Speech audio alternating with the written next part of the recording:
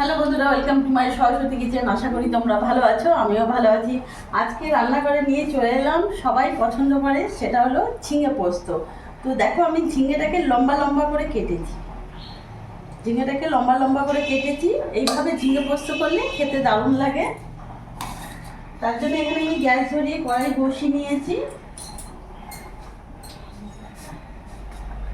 কড়াই গরম হয়ে গেছে, রিফাইন্ড অয়েল দিয়ে দেবো। সামান্য অল্প তেল লাগে, বেশি তেলও লাগে না। দেখতে পাচ্ছ 2 চামচের মতন তেল দিয়েছি। একদমই বেশি তেল লাগে না, খুব কম তেলের মধ্যে এই রান্নাটা হয়, খেতেও দারুণ লাগে। তেল গরম হয়ে গেছে, ফোড়নে দিয়ে দিলাম 5 ফোড়ন। একটা শুকনো লঙ্কাকে ভেঙে দিয়ে দিলাম।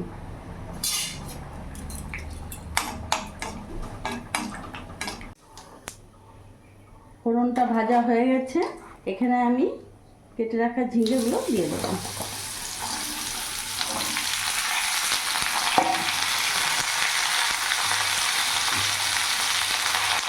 এক চামচ লবণ দিয়ে দিলাম।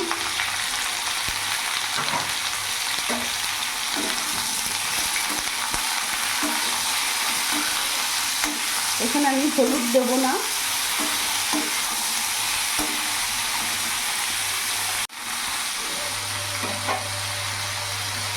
এবার ঢাকা দিয়ে আমি সিম আঁচ করে রেখে দেবো।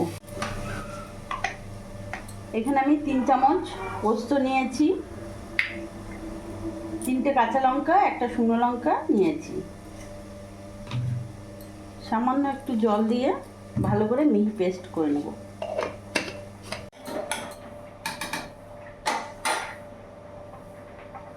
এবার ঢাকাটা খুলে দেখব। কিছুক্ষণ ধরে আমি সিম আঁচ করে ঢাকা দিয়ে রেখেছিলাম। ঝিঙেতে আমি একেবারেই জল দিইনি, ঝিঙে থেকে এত জল বেরিয়েছে যে ঝিঙে একেবারে সেদ্ধ হয়ে গেছে, পুরো ঝিঙে সেদ্ধ হয়ে গেছে। গ্যাসের ফ্লেমটা একটু বাড়িয়ে দেবো। এবার বেটে রাখা পোস্তটা পুরোটা দিয়ে দেবো।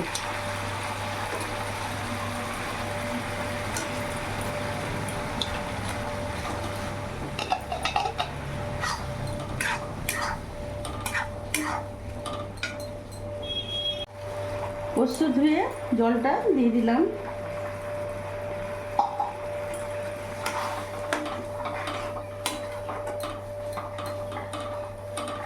একটু মাখো মাখো করে নামাবো, কিছুক্ষণ ফুটিয়ে নেব।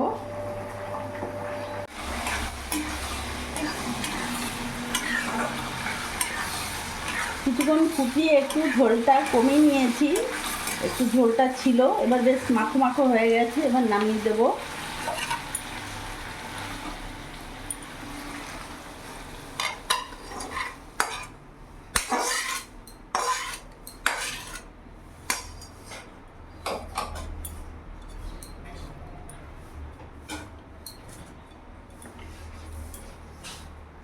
তো দেখলে বন্ধুরা, আজকে ঝিঙে পোস্ত বানিয়ে ফেললাম, খুব চটপটে আর খুব সহজে রান্নাটা হয়ে যায়। তো আমার এই ভিডিওটি যদি তোমাদের ভালো লাগে, প্লিজ তোমরা লাইক করো, পাশে থেকেও কমেন্ট করো আর শেয়ার করতে ভুলো না। আর তোমরা সবসময় ভালো থাকো।